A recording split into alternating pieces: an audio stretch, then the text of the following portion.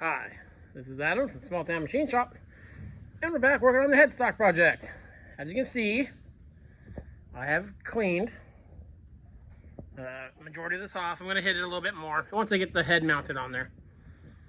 I may clean up a bit more. I got all the rust stuff off it. So I got to thinking, I was finding a piece of plate to put underneath that and all that. By the way, it's leaked a lot of fluid out everywhere. And I was like, duh, Adam. Why don't you just bolt up the things that are already, aligned for the holes and then just weld those to that? So that's what I'm going to do. I'm going to brush these off, take them over to the wire wheel, get them cleaned up. Those are the original bed clamps on the ways there. So I went and got my bolts. So I'm going to bolt these to here. And the reason I drilled all the way through is to help get the bolt in there, because I'm going to be coming up from the bottom and it's in a ways. So instead of sticking a screwdriver, especially on the far one, it can be irritating to get a nut started through there. So this way I can push something down there. I'll take a 1/4 inch extension and I'll push down the nut so I can get it from underneath. And then with a lock nut, it'll capture it. So yeah, let me get these cleaned up real quick. Get these cleaned up, and we'll get this situated in a safe way for me to, I'm not going to be underneath it. All I need to do is reach under there enough to bolt those two in place. But again, it's touching the ground on the front. I'll put a stand or a piece of wood or something under there. As much as possible, never get under a load. Never.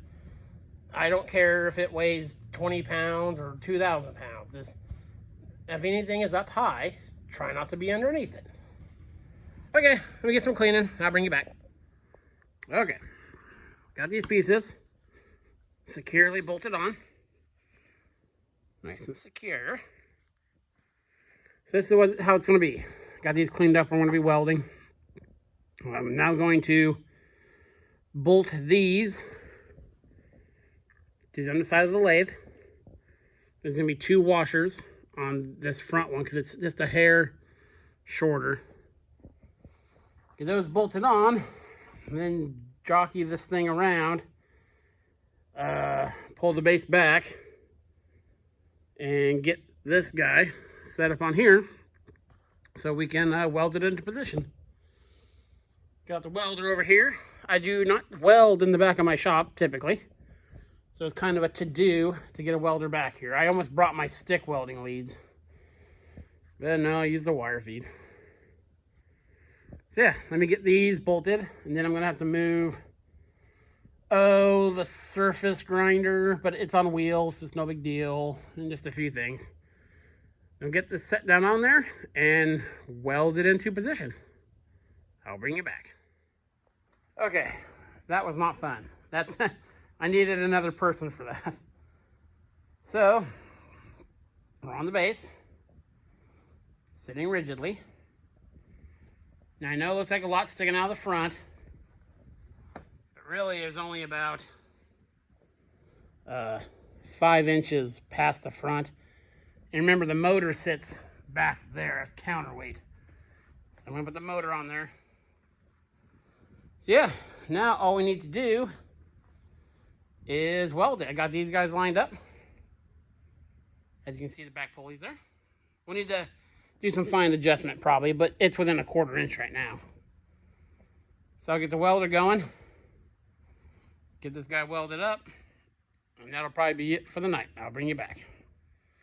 Okay, as you can see, the cherry picker's moved, and this guy is finished except for the mounting the motor and the belt, which is no big deal. I gotta take some measurements and order the belts.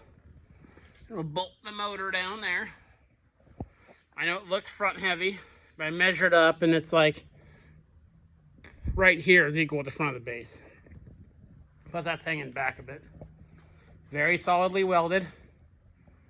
Yes, the power unit is, the hard part of it's done. It's at a very awesome height. I mean, it's right at very nice level. So that'll be fine. We swing it around. That'll be right in the middle, which is kind of where I want it. This guy ended up way straight. I'll fine tune it with that stuff. Yeah. And yes, I know this looks ridiculous. But you know what? I did it. I wanted to do it. I did it, and it's gonna work. I know it's gonna work great. This is a very solid mass. It'll have no problem driving that milling machine pulley. So, what's next is to get the pulleys figured out for into this, because I want to make the pulleys bolt onto the this adapter with the existing holes, because this thing turns really, really slow. So I have another idea for it. It's kind of dual usage out of it.